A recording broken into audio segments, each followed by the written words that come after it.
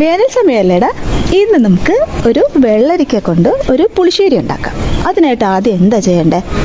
അത് തന്നെ, ആദ്യം നമുക്ക് വെള്ളരിക്ക എത്രത്തോളം ആവശ്യമുണ്ടോ അത്രത്തോളം വെള്ളരിക്ക കട്ട് ചെയ്ത് അതിൻ്റെ തോലൊക്കെ ക്ലീൻ ചെയ്ത് അകത്ത് ആ കുരുവൊക്കെ മാറ്റി അടിപൊളിയായിട്ട് വാഷ് ചെയ്ത് ഒരു പാത്രത്തിലോട്ട് കുഞ്ഞു കുഞ്ഞു കഷ്ണങ്ങളാക്കി നമുക്ക് വേകാൻ പാകത്തിനുള്ള വെള്ളം ഒഴിച്ച് നമുക്ക് അടുപ്പിലോട്ട് വെക്കാവേ. ഇതൊരു 10 മിനിറ്റ് ആകുമ്പോഴേക്കും ഈ വെള്ളരിക്കയിലോട്ട് നമുക്ക് ആവശ്യത്തിനുള്ള ഉപ്പ് കൂടെ ചേർക്കാം. വീണ്ടും ഒന്ന് മൂടി വെച്ച് ഒരു 5 മിനിറ്റ് കഴിയുമ്പോഴേക്കും വെള്ളരിക്ക പുളിശ്ശേരി ഉണ്ടാക്കാനുള്ള തരത്തിലുള്ള വേഗമായിട്ടുണ്ടാവും. ഇനി നമുക്ക് കൂട്ടുണ്ടാക്കാവേ.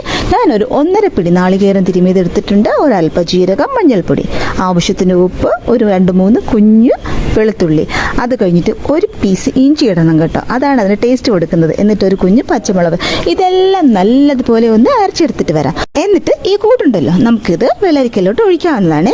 ഇത് വെള്ളരിക്കയിൽ ഒഴിച്ച് ഒന്ന് പച്ച ചുവ മാറുന്നത് വരെ ഒന്ന് തിളപ്പിച്ചിട്ട് ഗ്യാസ് ഒന്ന് ഓഫ് ചെയ്യാം. ഗ്യാസ് ഓഫ് ചെയ്തതിന് ശേഷം മാത്രം ഒരു 1/2 കപ്പ് നല്ല പുളിയുള്ള തൈര് കൂടി ഇതിലോട്ട് ചേർക്കാം.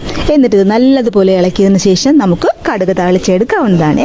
ദേ നോക്കിയേ, ഇത് കാണുമ്പോൾ അല്ല കേട്ടോ, നല്ല അടിപൊളി ടേസ്റ്റ് ആയിരുന്നേ. ചോറിലോട്ട് ഒഴിച്ച് കഴിക്കാൻ സൂപ്പറായിരുന്നു.